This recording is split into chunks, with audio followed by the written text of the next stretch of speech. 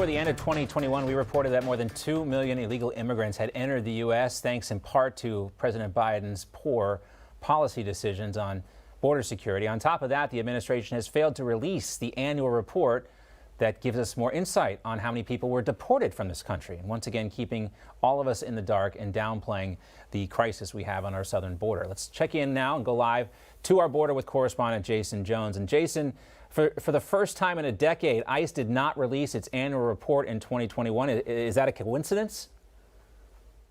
Well, I think it's a delay, and we continue to see this delay, whether it's every single month from the data coming out from U.S. Customs and Border Protection.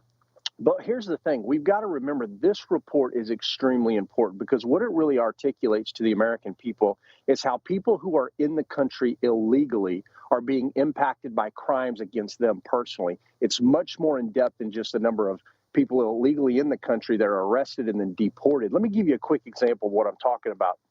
In the fiscal year 20 report, it showed that 1,837 people illegally in the country were arrested for either homicide or convicted for homicide, 37,247 assault offenses, 10,302 sexual assaults, 4,276 arrests of gang members who are illegally in the country, and 34 terrorists, amongst many others that I can mention here.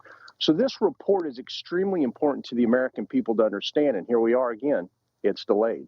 And I think it's going to come out, but I think it's just going to take a little time. This allows the White House to have talking points to be able to discuss, the level of failure we're going to see in the report when it comes out. Yeah, deadlines don't always mean the same thing to the White House or to government officials as they do to you and I. And is the delay here, you think, because there is just so much there's just so many people, they're just been flooded? I mean, we talked last time, Jaeson, we had you on about how more people had been deported, I guess, or more children anyway had been deported under the administration, but that's not because they're getting tough. It's just because that's how many more people are coming in this country.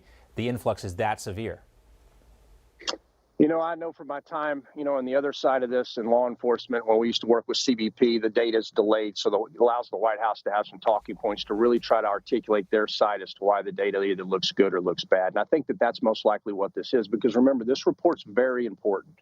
It really articulates these crimes against our citizens all across the country. But, we've got to put it in perspective. We had the worst border crisis in 2021 as a result of the data. People apprehended from over 150 countries around the world, not just from Mexico and Central and South America. We apprehended 1.7 million people, according to U.S. Customs and Border Protection. So this data is going to be highly scrutinized, and it should be, because make no doubt about it, the data is going to show how Americans have been impacted. Their families are impacted by some of the worst crimes that occur in our country. All right, Jaeson Jones for us live at the southern border. Thanks, Jaeson.